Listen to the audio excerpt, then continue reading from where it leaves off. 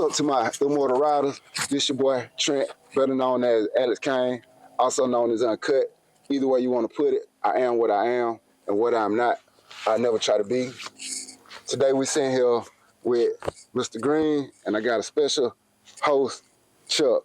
Y'all know him, y'all have seen him around. But today we're gonna be focusing on Mr. Green. We're gonna get to know the history of Mr. Green. We're gonna talk about his passion, his love for cars. Very interesting individual. At this time, I ain't gonna hold y'all no longer. I give the whole wide world Mr. Freddie Green. Y'all get him with welcome on. Open them arms up, man. Receive Mr. Green, man. Receive Mr. Green. Thank you, brother. Good to have you on the show, Mr. Green. You, man. Appreciate yes, sir. Yes, sir. Appreciate you. Man, y'all know how we do it. Oh, yeah, you too, Mr. Chuck. Good to have you on the show, yes, man, sir. for the first time. Yes, sir. I've supposed to been on the show. Yeah, man.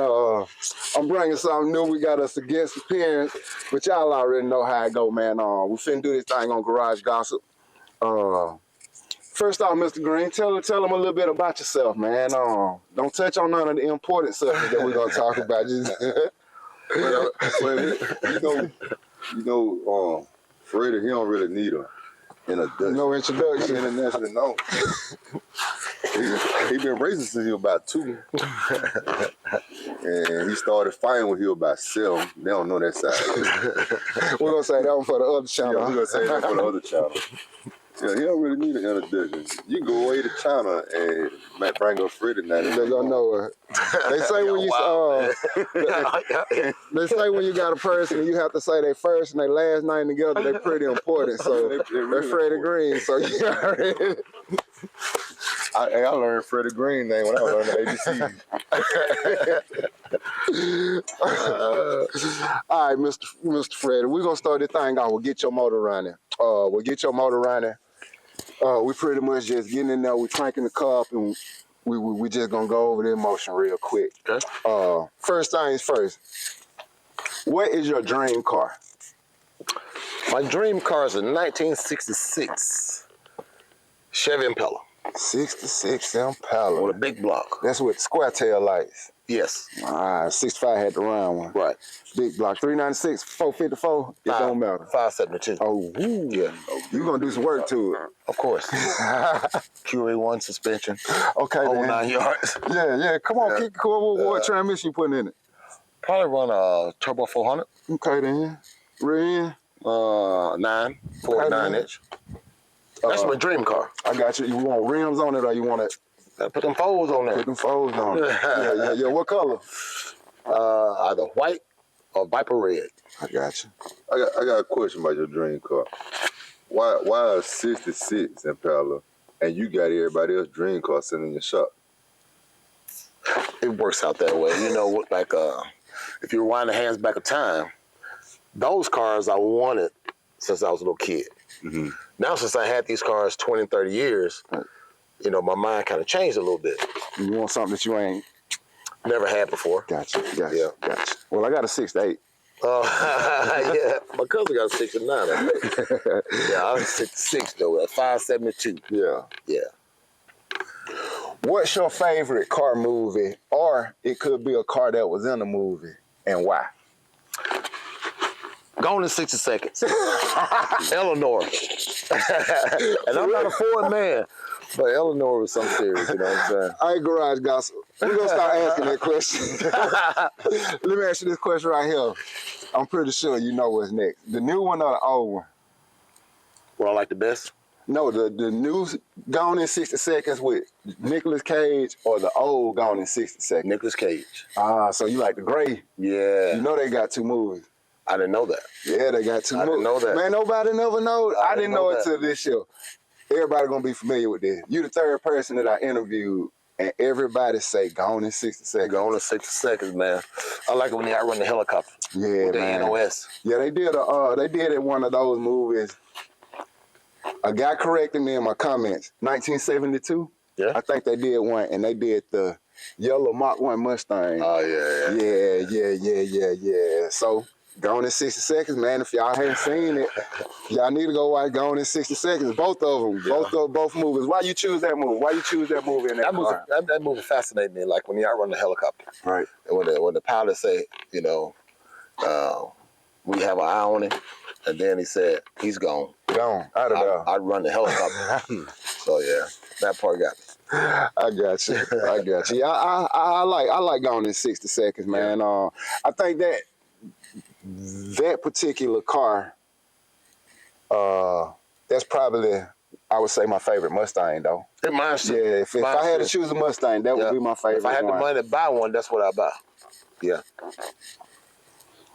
And also, you can't take this away. Fast and the Furious, right. Van Diesel, right. and that Charger, when he was at the light, when he stood that bad boy up. Oh, yeah. What about the Regal in Fast and the Furious? Grand National. It was all right, but then not like the Charger when he stood up at the light smoking the tires. Then he had that on full ratchet when he just... Yeah. What was your first car and some of the modifications that you done to it? My first car was a 1971 Chevelle SS. When I'm 16 years old, I didn't know what I had. Right. But my brother hooked me up with it, and I got it.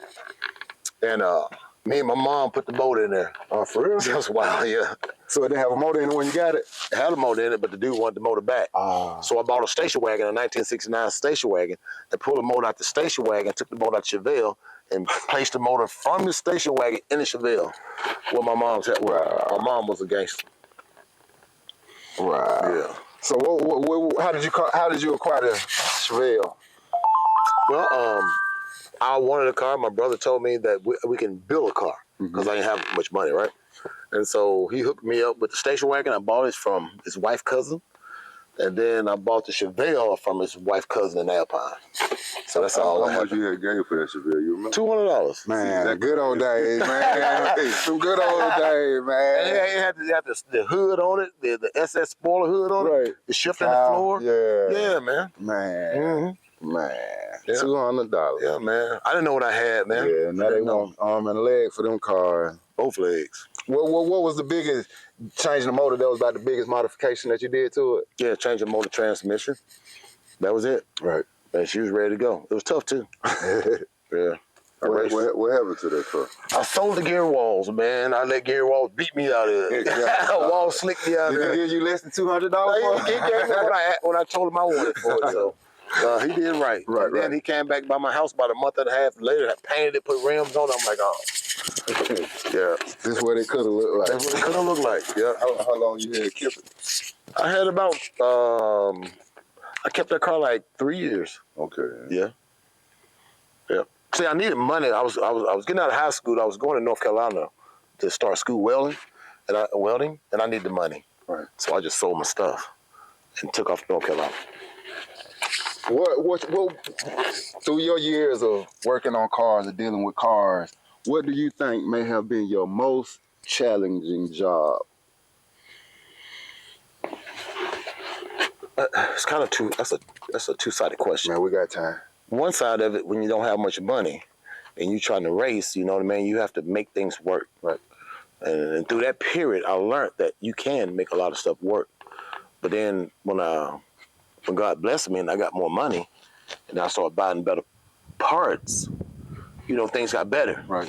You know, but you know, if it's 20 degrees outside and you don't have a heater in your shop, then you got to pull a motor out and put a motor in order to race that weekend, and you're doing it all by yourself. That was a good time for me back then. I don't want to do it now, Right. but back then it was good As a young man. education. You know what I'm saying? You have to learn. You have to do all of it yourself. You know, so. Can I speak on that? Go ahead, man. I think just from me growing up, watching Freddie in the race world, if you had to ask me what was his most challenging time, I think it would be when he had a bit block in the Nova and racing the bit block in the Nova. Yeah. That's what I think. Yeah, because Remember when he had the bit block in yeah, there? it was hard to keep a drive shaft in it, and it was hard to keep a yoke on the rear end because Too he much kept torque. tearing them off. Man, when he had that big block in that Nova, Yeah. it was like Hancock coming through here. It was tough. Yeah, man. I know anytime you're working on cars in the cold, that's always Man, that be so miserable. Cold and in the rain. Them be like some of the most miserable times to work on a car, man. Like, Jesus Christ. You gotta be, everybody ain't built for that. You know what I'm saying? Yeah. And then you asking yourself, why you even out here? Yeah. Ain't nobody even told you come out here. I ain't getting paid to do it. Yeah. Well, sometimes too now, if you got a race, right, somebody talking trash, right, they said the wrong thing to you, right, or they think you ain't nobody, and you got to show them, I'm that guy, right? Right. So that's motivation by itself. Yeah. You know what I mean? Proving yourself. Right. Because in the beginning, I had to prove myself because I was nobody. So I had to prove myself to the other guys that was racing. You seem to be real big in racing. To be honest, I think you may have been the first racer that I have had on the channel that's more into racing than the beautiful side of the cars, you know. But I'm gonna ask you this: what type of advice or what words of encouragement would you have for somebody who may say, "Man, I want to get off into the racing world"? Yeah. What would you tell that novice individual? Before you buy a car, find a car that you really like. Okay. Because if you find a car you really like, you'll work on it harder. Right. You know what I'm saying? And then you got to be selective of your motor, transmission, and rear end. Those things right there, if you get that right in the beginning, you can be successful. Right. So y'all don't just go put stuff together just because you can. Yeah. You got to make sure your combination right. And buy good stuff. Yeah. Yeah. Take your time with you. Take your time. Patience. Patience. Always the key dealing with the car world. And don't believe what everybody tell you. Do your own research. Do your own. Better. Yeah. Would you recommend them to like have that? I mean, like, cause you know, in the car world, man, there'd be a lot of jealousy and envy going on. Unfortunately, but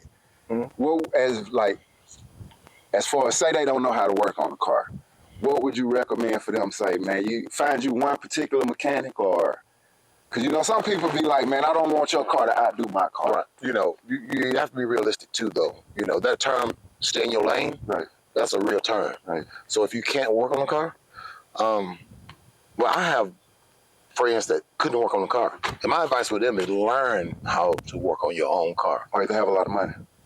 Yeah, but even if you have a lot of money, you're going to get screwed. Gotcha. So to prevent from getting screwed so bad, you need to know how to work on your car. You need to know something. Google is powerful. Right. You can be a master mechanic with Google. Right. Yeah. So, you know, you just got to put that work in time. Right. Then another thing too, you gotta find somebody solid that you trust. I was going to say that just like if you don't know how to work on your car, like talking to guys like myself, Chuck. Right. You know, Walls, you know, it's guys that you can talk to. And there's guys in Calmuck like Cedric Dart, Larry Garrett.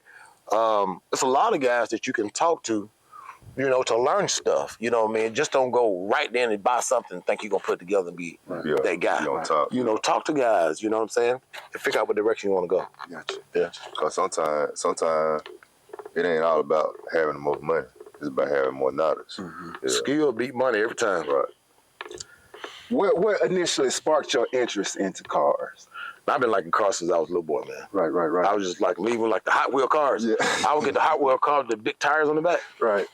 My mom used to go buy them for me, but I've been liking cars a long time. Right. So I already knew first chance I got, I was going to get me a car. Right. You know, because I bought a '69 Camaro for like $500. This was back in 1990.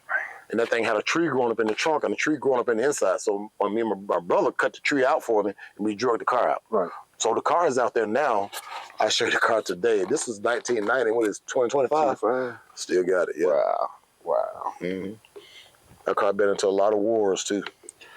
What aspects of the car world fascinate you the most? Sound like the racing side, but I'm going to let you answer your question yourself. Is it more the racing or more aesthetic side of it, or just getting your hands dirty? Well, what you think is, you know...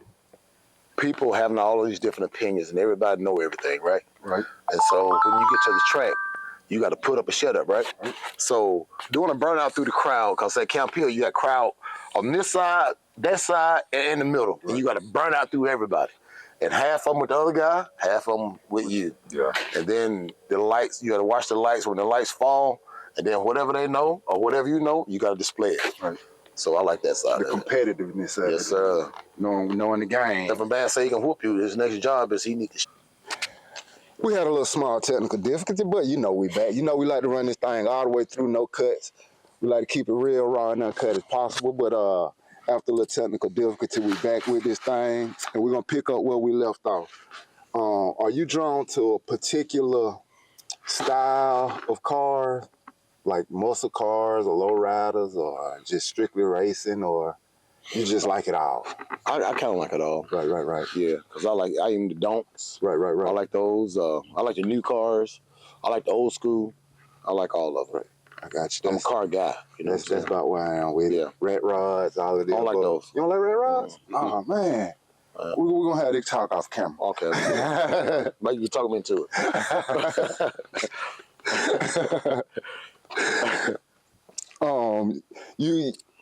I already know the answer to this question, but I'm going to still answer it because you done answered it so many times. But tell us about your expertise with building engines. I kind of had to reverse the question because you already said that you build engines or whatever and change motors. But just a quick little summary of your expertise and, you know, Okay. what you love, hate out of building engines and working on putting engines in cars or whatever. I can tell you the part that I focus on. Right. What I focus on is buying quality parts. So if you want to buy a bottom end, you know, you buy your quality bottom end, steel crank, H-beam rods, a good set of pistons, you know. Having I'm sorry about that. Having you got to have a good machinist because the life of a motor is in the bottom end. So you have good machinists, quality parts, and then when you put this motor together, you got to have it in a clean area. So that for me, that's the way I do it. Right. You know, what I hate about it, what I see other people doing, is not getting good quality machine work and not buying quality parts and putting motors together in a dirty environment. So I hope that answers your question. I got you. Just trying to sum it up in a nutshell. Right. Yeah. Understand. All right, we're finna get to this good segment right here. This the fun part right here. Go ahead, come on. I'm picking back off that question. What I experienced with my years over here learning from Freddie, he'll see a car. I'll see a car, be like, man, we ain't working on that. That car ain't working. He'll be like, nah, we got to. And he'll bring that car all the way to life. I won't even touch it. I don't see how he do it. Remember we had that car I wouldn't touch? Yeah, but let me tell you where I got that from. So like with that Camaro, when the tree was on the inside of it, that was a piece of crap. Right. And my brother said, man, you crazy as hell, man, for even building that car, right? And so when I went through that whole process, you know, that kind of built me because when you experience something, right, and you're going forward in the future, you've seen this before. Right. So it ain't as bad as to me. Another person see it, it ain't that bad. But I seen Chuck do some stuff myself now, because that truck he got, right, I seen that truck tow all the way down, and he was pushing around the house, right? And shit, I went back down there after he had painted. He messed me up. Yeah, I seen him do that. I know my brother, man. I talk about my brother a lot when he talk about the car. He kind of mostly my inspiration, but man, I have seen some cars. Chuck, you say he's some cars you wouldn't touch. I wouldn't touch. Yeah, man. He had, bro, be bringing them back, man. That GTO, that car was in bad shape. I understand if it's for yourself. Right. But These done been customers bringing these cars by here. I'm like, Fred, man, we need to tell them come get this car. Oh yeah. Fred was like, no, we can do it. Yeah, you can do it. Yeah. And then sometimes I be want to help the people. And I'm going to always be that way. Right. But now, if they have the money, I hate to say it like that, right, but if they have the funds to invest in this car, right, it makes it so much easier. Right. Oh, yeah. Because you're going back with brand new parts. Right. Getting rid of all that old junk, right, and putting brand new parts, that makes it so much easier. Oh, yeah. And to make it a lot more expensive. Yeah, but they got the money. but when you think about it, all right, you know what I'm saying? We talk about quality parts up front. But if you think about it, if you just sit back and think about all the times you done went back and fixed something, right, when you could have did it right the first time, it's all the same money. Yep. You That's just exactly spending right. it up front. Yeah. That's exactly right. Yeah. That's right. Yeah. Cause think about I'm gonna do summer brand. Boom, boom, boom, boom, boom. All right, 6 months later, now you gotta go with the QA brand because the summer brand will fail you. Right. Yeah. So now you actually spending more money. More money. Right. Because you had up that Right. first money and second money, it's more than what you would have spent just the first time. You would have just waited 2 weeks longer. Man, I did that with my Impala. Man, I had a steering issue. Took it to the shop, paid them $600+. And, Just for the steering, right? Well, they changed the torsion bar out. That's fine. Torsion bar, steering. That's all they did. Y'all hear this now? $600. Yeah. I drove my car probably 20 miles. It started the same thing. Yeah. So I said, I tell you what. I went and bought me a whole new front suspension. Mm-hmm. I went tubular, control arm, upper, lower. I did the whole shebang. I bought the whole front suspension. Mm-hmm. I was out of probably $400. Yeah. And did the work myself. Yeah. I saved some money Yeah. and I learned something. Mm-hmm. When I should have just went on ahead and broke it all down myself and did it myself. Mm-hmm. So like Mr. Green said, if you can learn something, your best bet is going to be to learn it and do it yourself. Do it yourself. Because the worst thing you can do is mess it up, but you can't mess it up when it's already messed up. But then you might be the type of person that you don't even like working on cars. And that's cool too. Yeah. That's why you got, guys like us, you pay us and then we'll do all that stuff for you. Oh, yeah. You know what I mean? But it's not cheap. Oh, yeah. What I'm getting at. You know what I'm saying? Oh, yeah. They won't break you either. But like I said, it's not cheap because you take it downtown, the price is double. Mm. Yeah. But they charging by the hour labor. And Yeah, they busting your head. I they know busting that. head. Yeah. You gotta want it. You gotta see a vision in something to spend money in it. And you gotta actually want to get to where you're trying to go. The building that car stuff, it ain't for everybody. Right. Cause if you don't see the value in an old school car or you don't have the passion just to drive one, you ain't gonna put the type of money that's gonna be charged to build it. Yeah. So don't even waste the time even trying to start because you ain't gonna like it yourself. Yeah, because you're gonna feel like you wasting money. If you feel like you wasting money, you're in the wrong area. Oh, yeah. Yeah. Cause you gotta spend the money and forget about it. Oh, yeah. Because Exactly, yeah. If you constantly Can't think keep about up what with you're it. spending, you ain't gonna finish it. I got to a spot one time and I was like, hold on, man. I done put a lot of money right here. Let me slow down right here.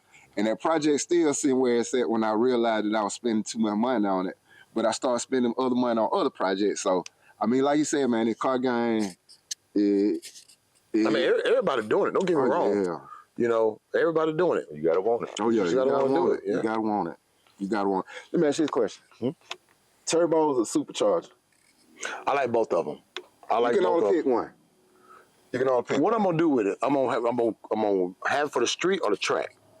See, now you got me. Now I can't. If I'm at the track, I would like that turbo. Okay. But cruising these streets, I like that supercharger. All right, that answers Or a the pro question. charger. Because they're gonna turn up. They're gonna turn up right On then. demand. And that turbo, you gotta spool it. So what about nitrous? That's old school. No, nitrous is what's happening right now today. You rock with the nitrous. I too? rock with the nitrous. So if you had to choose between the three for the track, what you choose? Still turbo. Still choosing turbo. But they spraying that methanol through it. Nitrogen? Is it nitrogen? It's methanol. They spraying methanol in them turbos. Yeah. Spool them up. Spool them up. Yeah. It's a mean game, but yeah. I'm shocked that he picked turbo. Yeah. Why you say that? Turbo badass. He the one put me on nitrous. He the one put me on nitrous. That's why I say old school. Hey, with the turbo. I'm with the turbo for a fashion statement. If I was out there battling right now, I have me a nitrous car. Yeah. You talking about at the track or the street? Either or. If I was out there just, If you had your street car. Hey, Chuck, I'd be. you ain't too far. You ain't wrong. Yeah. Because if you look at Trigger Man, Right. Trigger Man got nitrous. Yeah, nitrous. Yeah. Trigger Man, Two Fly.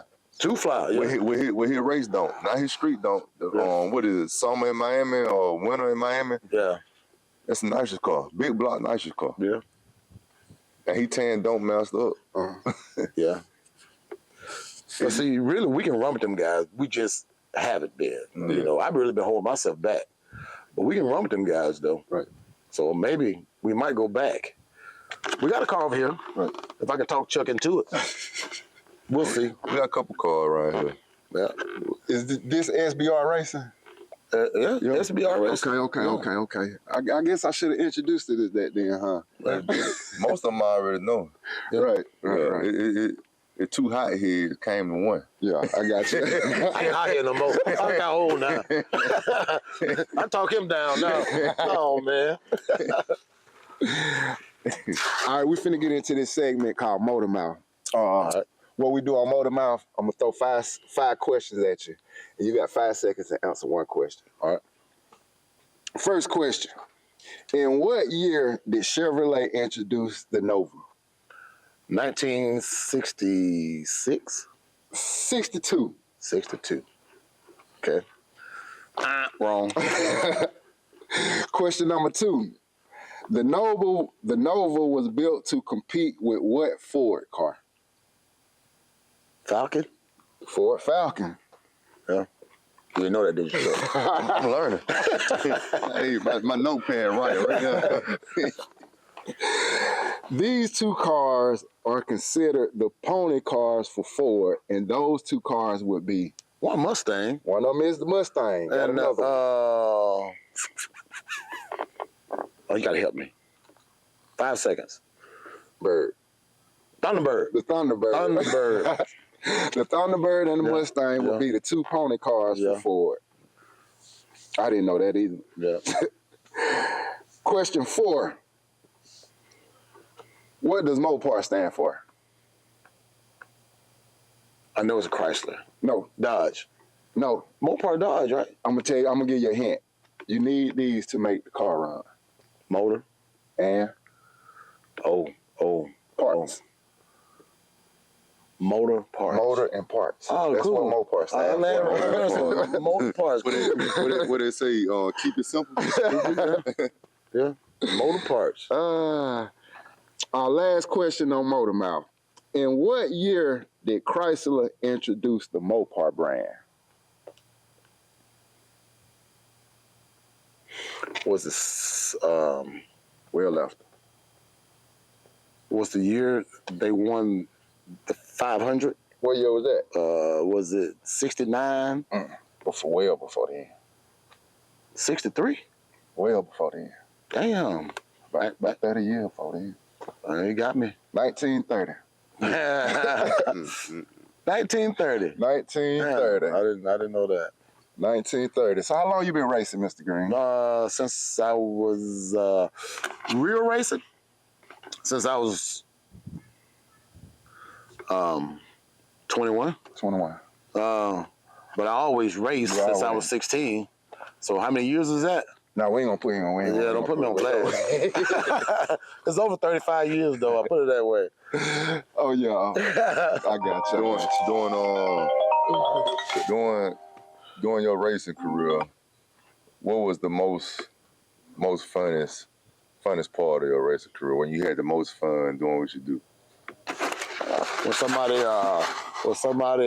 When you have everybody against you and they're gonna beat you and you got your race set up right, and at the end of the night you beat them and you got their money in your pocket. That's the most fun to me. Win against all odds. And then another thing too, just all the friends you develop along the way. Right. You know, because you develop a lot of friends. You know, guys that you know. I get what I was asking. Like the most fun, like the year and the motor in the car. What you had when you just like I'll tell you what it was. you had to do no maintenance to it. You I'll tell you just what it was. raced and had fun. I had a 383. It was 1995. 94 and 95. I had a 383, and I was racing on the street. I beat everybody for 2 years. So that was the most fun I ever had, and I didn't hardly ever work on the car. And I was spraying like 275 of nitrous, Having fun. balling out of control. Y'all folks who got y'all butt whooped back them 2 years, we flexing on y'all now, baby. I was going to say, they know. We flexing on y'all now, baby. I'm talking about my best friend. I had a best friend. I ought to call his name. I'm going to call his name. His name was Mike Cook. And he hung around me. He worked in my shop, and he built a car. And he got with the mother boys and called me one night and said, "I want to race you tonight. I'm tired of your mouth. You talk too much. Meet me in Calmaker at the bridge." And I couldn't believe it, so I met him on the bridge and kicked his ass. Damn, Mr. Cook. Yeah. But we all right now. Oh, yeah. Well, y'all, you got anything else for Mr. Green? Nah, I'm all right. I'm all right right now. Y'all ready to look at this beautiful 1970 Nova. Nova? Yeah. Thing beautiful, it's sounding good, looking good. That's what I was talking about. They'll pick it back to your first question you asked. About his dream about car. his dream car. He got a 1970 Nova. He could drive anywhere. And his dream car is a 66 Impala. And he got my dream car. 572.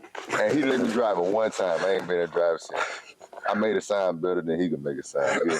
You gotta tell the next time you gotta tell the truth. I can't wait till we put him in there. Oh, boy.